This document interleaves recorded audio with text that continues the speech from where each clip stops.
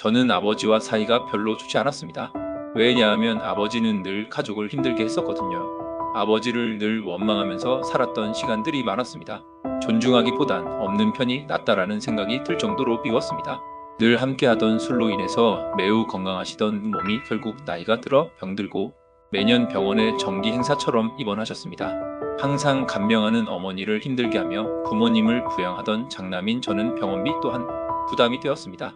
어느 날 꿋꿋이 오뚜기 같이 버티시던 어머니마저 암에 걸리시고 큰 수술을 하셨습니다. 저는 정말 하늘이 무너지는 줄 알았습니다.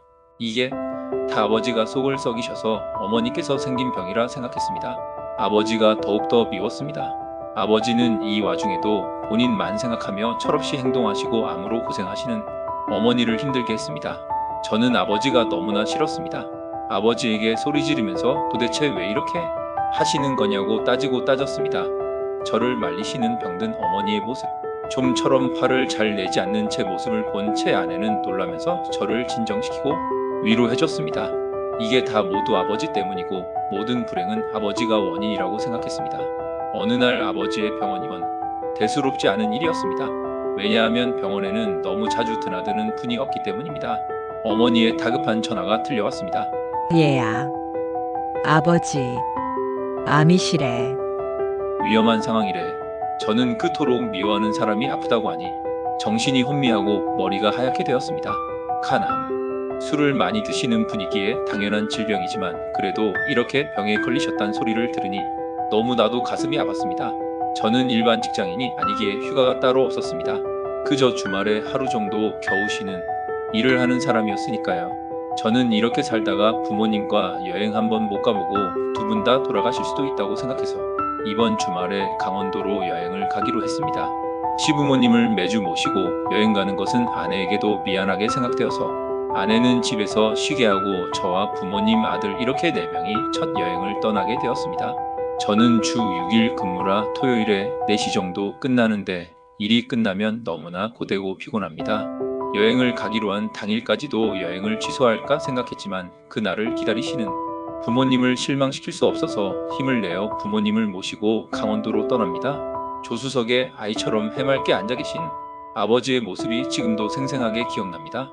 뒤에는 어머님께서 아들을 운전하느냐고 힘들까봐 손수 과일과 간식을 준비하시고 운전하는 틈틈이 저의 입에 넣어주십니다. 우리 착한 아들은 할머니, 할아버지와 말벗을 하면서 즐겁게 대화를 합니다. 주말에 늘 막히는 3, 4시간의 운전이 쉽지는 않지만 너무도 즐거운 시간이었습니다. 돈이 없으실 텐데 첫 여행의 기분을 내시려는 듯 휴게소에서 간식을 사주셔서 같이 먹어봅니다. 아버지 어머니께서 웃으시면서 너희들 먹고 싶은 거 다 말해. 다 사줄게. 오랜만에 듣는 엄마 아빠가 사줄게 라는 소리에 가슴이 뭉클합니다. 언제나 지나가는 휴게소이지만 부모님을 모시고 간 첫 여행에서는 특별한 장소입니다. 그렇게 시간은 흘러 해가 지고 숙소에 도착합니다. 숙소는 낡았지만 제가 싸게 예약했다는 소리를 들으시고 칭찬하십니다. TV도 보시고 잠시 쉬다가 금세 잠드시는 부모님. 얼마나 부모님도 피곤하셨을까요? 아들과 저도 잠을 청해봅니다. 집을 나와서 어디를 가든 사진을 찍습니다. 즐겁게 웃고 같이 손을 잡고 너무나도 행복한 순간입니다. 저와 아들 부모님의 여행은 그렇게 시작되어 3년이란 시간 동안 주말마다 전국을 여행합니다. 그렇게 건강하게 버티시고 영원히 행복하리라 생각했던 우리의 여행의 마지막이 다가왔습니다.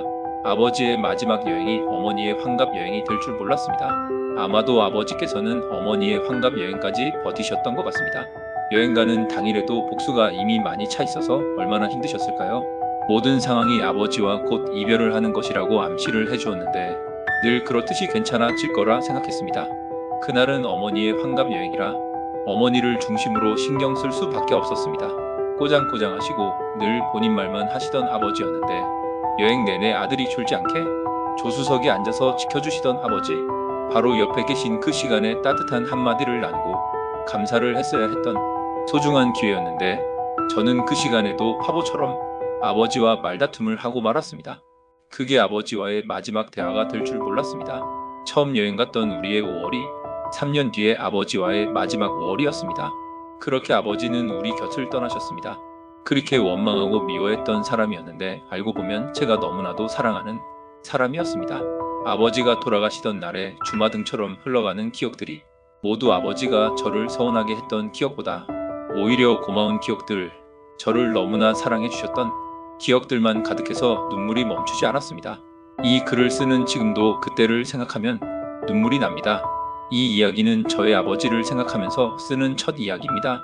아버지와 사이가 안 좋거나 가족이 미우신 분들 있으신가요? 특히 아버지와 사이가 안 좋은 저 같은 아들 많으시죠? 아버지가 살아계실 때 같이 시간 보내시고 소개기도 하시고 그리고 외롭지 않게 해주시길 바랍니다. 그게 본인과 부모님을 위해서 두고두고 남을 선물임을 확신합니다. 이야기에 함께 해주셔서 감사합니다.